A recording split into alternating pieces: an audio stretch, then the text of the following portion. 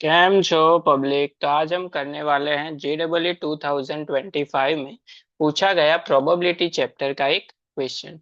तो देखते हैं प्रोबेबिलिटी के चैप्टर में से कौन सा क्वेश्चन हमको पूछा गया था। तो क्वेश्चन कुछ ऐसा पूछा गया था। Let m be the maximum value of the product of the two positive integer when the sum is 66।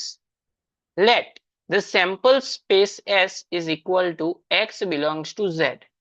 Equation दिया हुआ है x into 66 minus x greater than or equal to 5/9 m and the event A is equal to x belongs to S. X is the multiple of 3, then probability of A is how much? अभी यहाँ पे देखिए, तीन अलग अलग चीजों को solve करने के बाद हमको प्रोबेबिलिटी ऑफ ए मिलेगी। कैसे? सबसे पहले तो हम फाइंड आउट करेंगे एम की वैल्यू। एम की वैल्यू यहाँ पे पुट करेंगे तो एक्स मिलेगा। एक्स की वैल्यू यहाँ पे पुट करेंगे तो ए मिलेगा। अभी देखिए कि सबसे पहले एम की वैल्यू क्या दी हुई है। Maximum value of product of two integers when the sum is 66। यानी कि जिसका सम 66 होता हो एंड जिसका हम मल्टीप्लिकेशन करें वो सबसे ज्यादा होना चाहिए।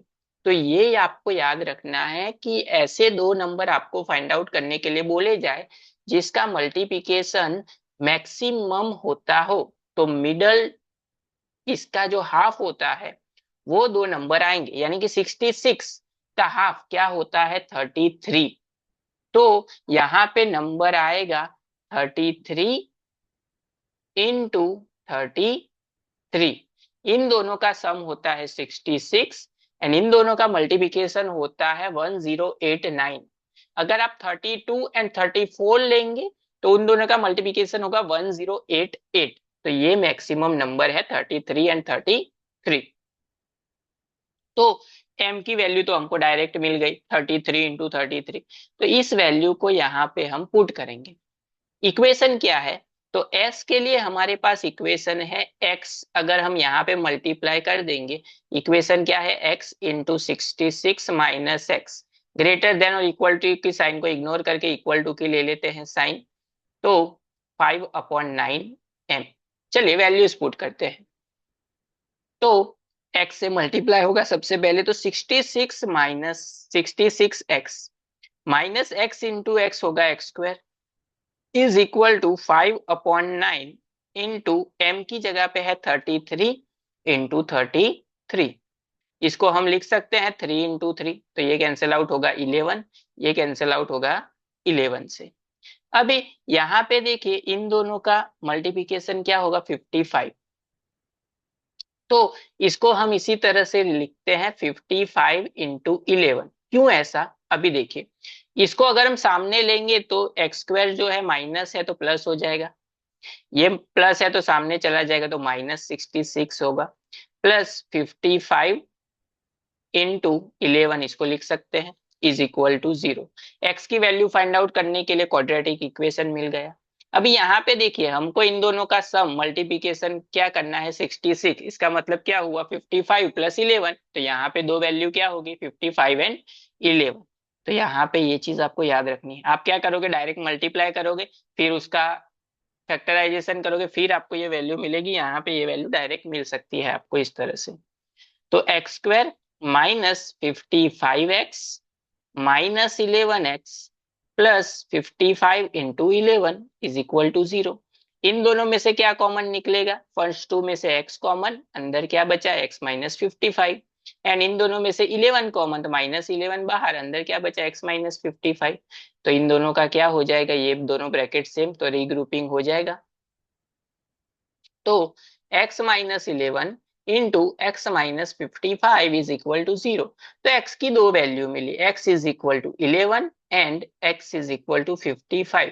यानी कि यहाँ पे जो x की वैल्यू हमको यूज करनी है ई ए के लिए, वो क्या है, 11 से 55 के बीच में होगी।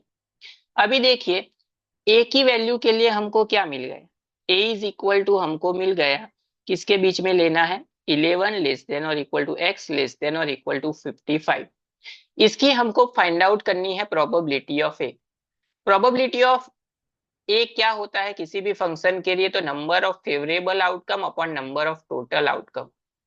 तो सबसे पहले तो हम टोटल आउटकम फाइंड करते हैं। तो 11 से 55 के बीच में कितने नंबर आते हैं, तो वो फाइंड आउट करने के लिए हम 10 स्टैंडर्ड में वापस चले जाएंगे। 11, 12 अप टू कहाँ तक है 55। तो फर्स्ट टर्म क्या हो गई, ए हो गया हमारा 11, डिफरेंस सभी के बीच का 1 है, and last term a n क्या हो गई 55। तो इसके लिए फॉर्मूला क्या थी, ए एन की formula a n is equal to a plus n minus one into d. A n की जगह पे 55, ए की जगह पे 11 plus n minus one, d की जगह पे 1।